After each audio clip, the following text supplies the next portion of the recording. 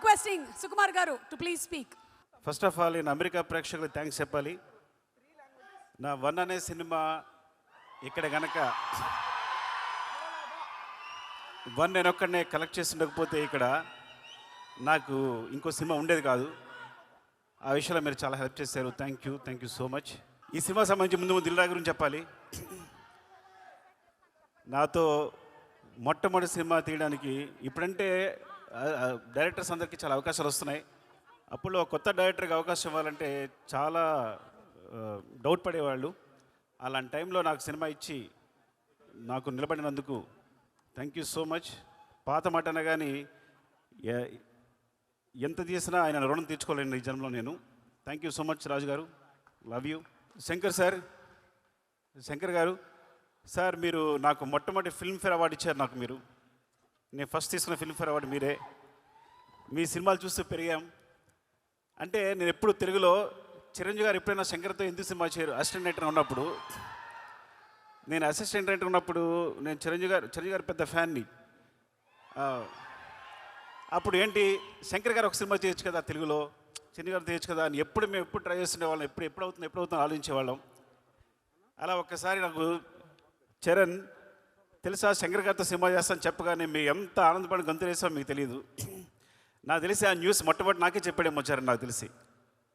Is like చాలా ఆనందపడ్డాం. And thank you sir, ఈ సినిమా చేస్తున్నందుకు, తెలుగులో చేస్తున్నందుకు, ముఖ్యంగా చరణ్తో చేస్తున్నందుకు thank you so much sir. Surya గారు, యాక్చువల్లీ మీ ఖుషికి నేను చాలా పెద్ద fan.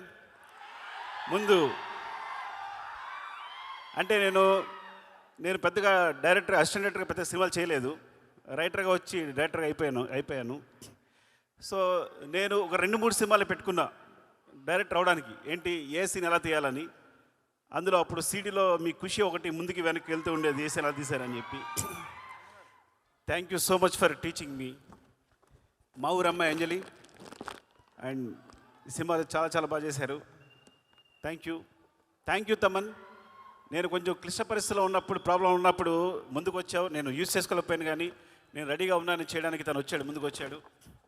Thank you so much Thaman. And ఇంత మంచి మ్యూజిక్ ఇచ్చినందుకు, ఇంత మంచి సాంగ్స్ ఇచ్చినందుకు గేమ్ చేంజర్కి.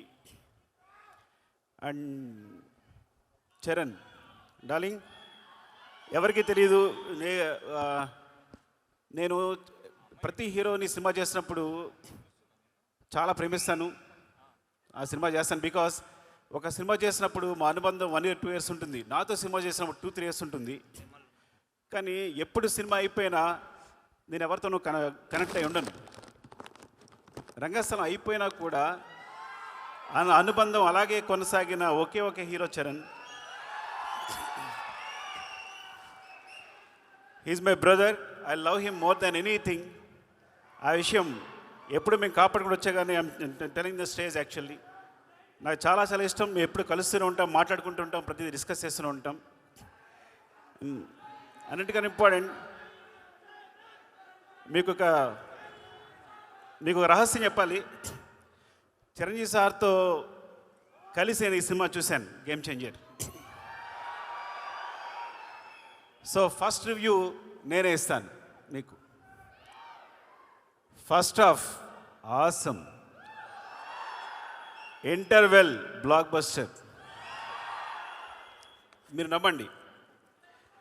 సెకండ్ హాఫ్లో ఫ్లాష్ బ్యాక్ ఎపిసోడ్ చూస్తే గూస్ బంప్స్, ఫినామినల్. నేను మళ్ళీ శంకర్ గారి సినిమాలు జెంటిల్మెన్, భారతీయుడు చూసి ఎంత ఎంజాయ్ చేశానో అంత ఎంజాయ్ చేసిన సినిమాని. రంగస్థలం సినిమాకి నేను కంపల్సరీ నేషనల్ అవార్డు వస్తుంది అనుకున్నాను చరణ్కి. అండ్ అందరూ ఎక్స్పెక్ట్ చేసాం. సో బట్ ఈ సినిమా క్లైమాక్స్, తన ఎమోషన్ చూసినప్పుడు నాకు మళ్ళీ అదే ఫీలింగ్ కలిగింది.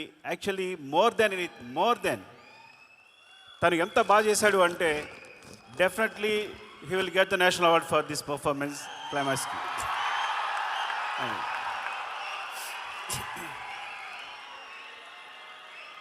Shankar sir, thank you so much ఇంత మంచి సినిమా ఇచ్చినందుకు చరణ్కి.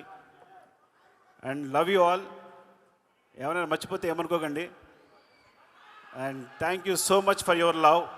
Thank you so much. Love you అండి, లవ్ యూ.